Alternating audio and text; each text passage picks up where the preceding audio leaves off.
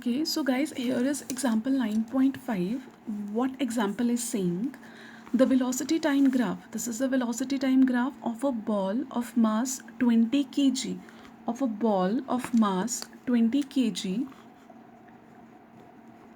moving along a straight line on a long table is given in the figure. Okay, देखिए directly इन्होंने हमें मास दिया है that is 20 grams और उसके अलावा जो भी इंफॉर्मेशन है that we have to derive from this figure and what we have to find out, we have to find out the force that is exerted by the table on the ball to bring it to the rest. ठीक है, so first of all let us study the figure. अगर हम figure को थोड़ा सा study करें ना तो देखिए this is the velocity.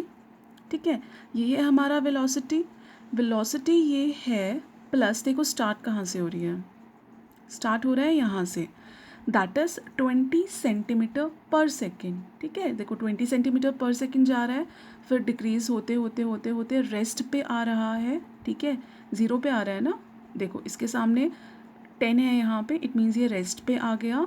Y raised पे आ गया? Because here it is zero and this is the time axis. और ज़ीरो पे कब आया ये? जब ये टाइम था हमारे पास 10 seconds. Okay, so what we are going to do, first of all हम सब चीज़ें लिख लेंगे जो जो हमें फिगर से इंफॉर्मेशन मिला, देन देखते हैं what happens. So let me right. Okay, so here we go. Mass is given as 20 grams. From figure we have derived. From figure we find it out that initial velocity is 20 centimetre per second, क्योंकि यहाँ से ball move कर रहा है. ठीक है, अब देखो जो टेबल है उसका फ्रिक्शनल फोर्स लग रहा है that is in the opposite direction of motion. और फाइनली ये जो बॉल है वो रेस्ट पे आ रहा है कब? At time equals to t second. और फाइनल वेलोसिटी क्या है? It is 0 centimetre per second, और you can simply write it as 0.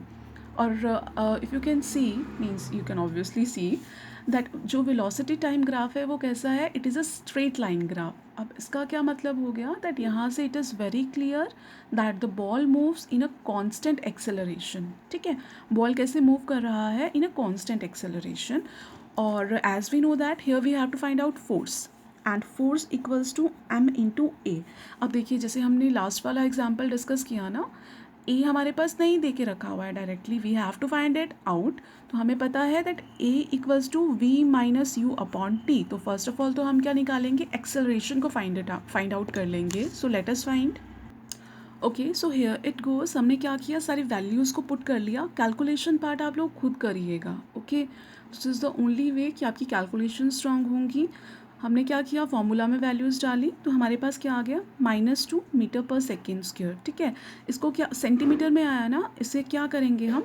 Metre में चेंज कर लेंगे. तो मीटर में चेंज किया तो इट विल बी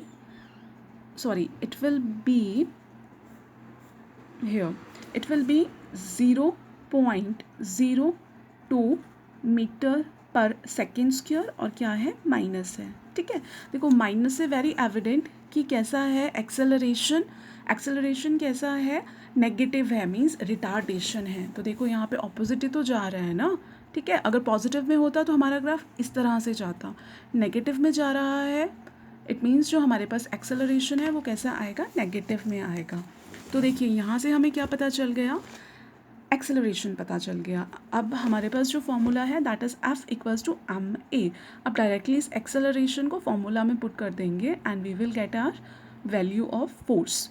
ठीक है, अब देखिए हमने क्या किया? मीटर पर सेकेंड में निकाल लिया ना एक्सेलरेशन को, तो हमें मास को भी किस में चेंज करना पड़ेगा? We have to change the mass in kg. So let is to देखिए F equals to ma. This is our formula. Mass was in grams. It was given in grams. That is 20 grams. हमने क्या किया? इसको kg में convert कर लिया. ठीक है, हमें पता है ना कि 1 kg में कितने ग्राम्स होते हैं? It is 1000 grams.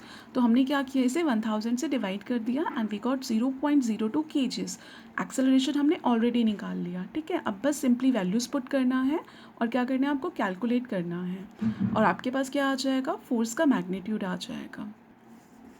Okay, so here we go. Calculation part again ये आप लोग खुद करिएगा, it will be good for you. And last में हमें ये चीज़ लिखना है दैट नेगेटिव साइन क्या इंडिकेट करता है? इट इंडिकेट्स दैट जो फ्रिक्शनल फोर्स है exerted by the table it is opposite to the direction of motion of the ball. ठीक है, as we have discussed earlier. So it was your example 9.5.